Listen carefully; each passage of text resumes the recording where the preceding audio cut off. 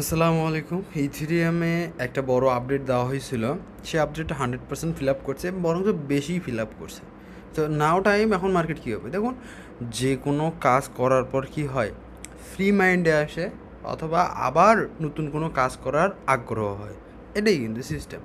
আপনি এটা আগেও জানেন যে এই জোনগুলো কি ভিজি জোন, আমি দেখাবো মানে সরি গ্যাপ আপ জোন, ওটা দেখাচ্ছি, নো প্রবলেম।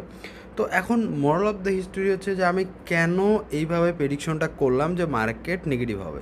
তো এখন দেখুন এখানে আপনি এই যে মার্কেটের স্ট্রাকচারটা এখানেও সেম টু সেম হয়েছে, কিন্তু এখানকার থেকে এখানে কী হয়েছে, বড় হয়েছে। সিম্পল বিষয় বড় হয়েছে। দেখুন বিটিসি ইথিরিয়াম সেম, ধরেন বিটিসির মার্কেটের আপডেট ইথিরিয়ামের মার্কেটের আপডেটের সাথে 90% মিলে যাবে, নো প্রবলেম। তো এখন এই যে মার্কেটটা ডাউনফল হইলো, এটা তো আপনাকে বললাম যে এই রিজন থেকে এই রিজন হয়েছে। এখন বিটিসি এই মার্কেটের আপডেট হওয়ার চান্স কীরকম, এখন এটার জন্য তো আপনি এই চার্টে পাবেন না।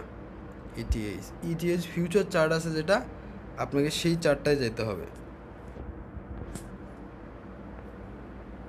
বা আমি বিটিসিতেই যাই, যে বিটিসি আমাদের যে ইউ ডোমিনেন্স, এখানে গেলে মোটামুটিভাবে আমি পেয়ে যাব। তো দেখুন আমি আর ইথিরিয়ামে গেলাম না, কারণ ওই সেম টু সেম আমরা যেখানেই যাই না কেন আমরা এই জোনটা এখানেই পাবো।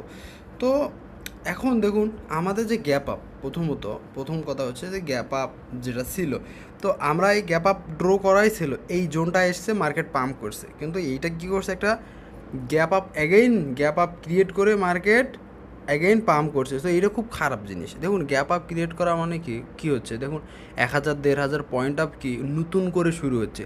তো এর মাঝে মানুষের কতগুলো লিকুইডিটি হয়, অনেক কিছু হয় যেগুলোর বেসিক আমাদের জেনে লাভ নেই, বাট এইটাই ভালো যে মার্কেট এই কাজগুলো খুব ভালো করে না অ্যাজ এ ট্রেডারদের সাথে। তো কী করে, মার্কেট অ্যাগেইন আমাদের যে গ্যাপ আপ ছিল অলরেডি ফিল আপ করলো।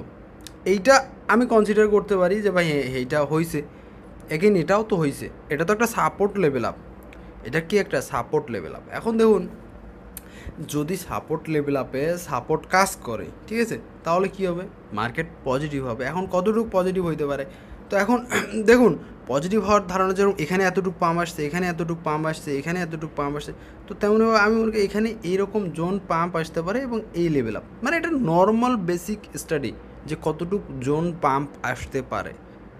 বোঝাইতে পেরেছি, বোঝেননি? এখন দেখুন যদি আমি এখানে ধরি, এখান থেকে পাম্প আসছে প্রায় 3%। তো আমার কথা, এখান থেকে আমি যদি 3%-এর অর্ধেক ধরলাম, আমি কি করলাম যে 3%-এর অর্ধেক কত আসতেছে এখানে, দেখেন 1,16,500, একটা ভালো রেঞ্জ আমি এখানে দেখতে পারতেছি।